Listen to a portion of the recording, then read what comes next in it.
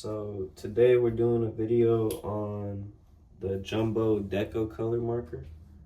I got black, white, and silver. These retail for about $6.99, but I've seen them online for $4.99. You know, get them where you can. These are a bullet nib.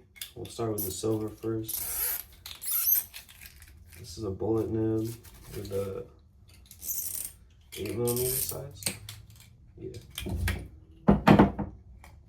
So kind of check this out a little bit. Pretty solid marker.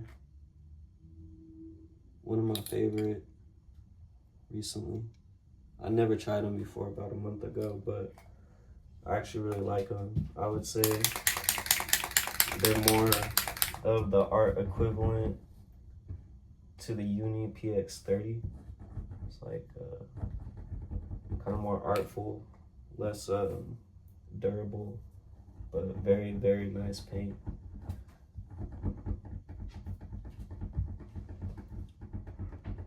I was also thinking that you could put the nib from the PX30 in this if you wanted a calligraphy and vice versa. So some options there.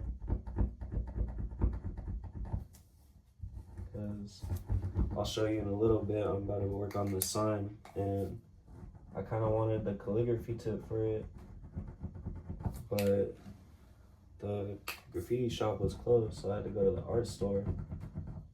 And you know, I'm just gonna do it with the bullet nib, and I think it'll look really good. So there's some lines from it. You know, we got the nib already. It's a nice silver. Not the brightest, not the worst, but very clean line, no streaks, no problem. I'm very excited to use this. This is gonna be a good one. So that's the silver. This is the black. You know, I think what's really hard to find is actually a paint marker, especially in black and white, that's opaque, because you know they're trying to make them really thin so that it goes through the nib. But then what you end up happening a lot is the nib or the paint is too thick.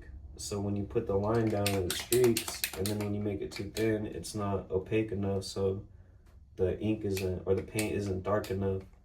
So then you end up having to find this perfect balance between the thickness of the paint and, you know, how you apply it. So we're just getting this one started up.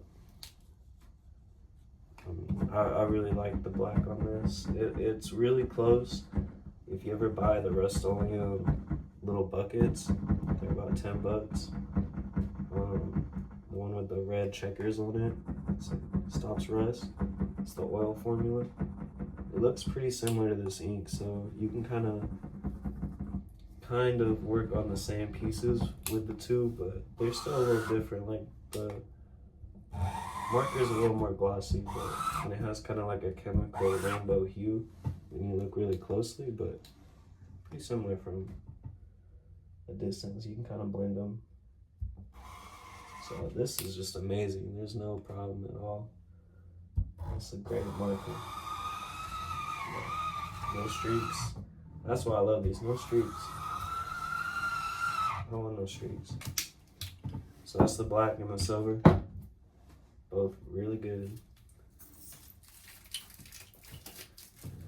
We'll grab this cap right here and test the white so I can see a little better. This is the white right here. One of the best whites I've used. It's I would say it's 3 times better than the Pentel white. That thing is not the greatest, but it's cool. These also dry pretty quickly. Once you start using them on pieces and like they're kind of mixed with other paints, it becomes an issue because the chemicals in these kind of like to make other paints glob, and then you're dealing with a bunch of paint that doesn't really want to dry, especially not in the time that it should. So something to look out for. Yeah, this is great. So like you see, there it is.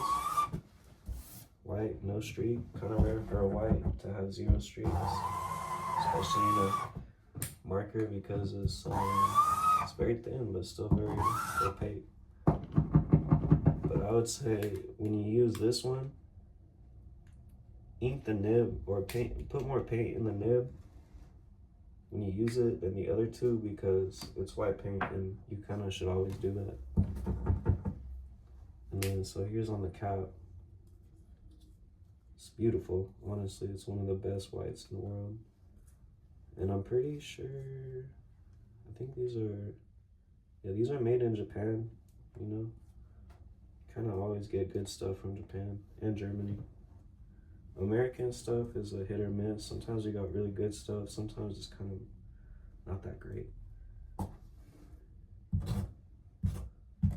That's a great white. I like it.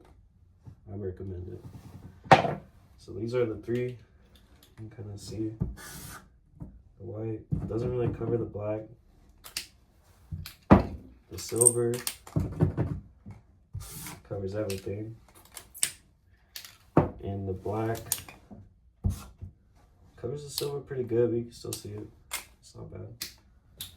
And so in the next part, I'm gonna show you a little process of the sign that I'm working on, and that's actually why I bought these, because you know most people do side painting with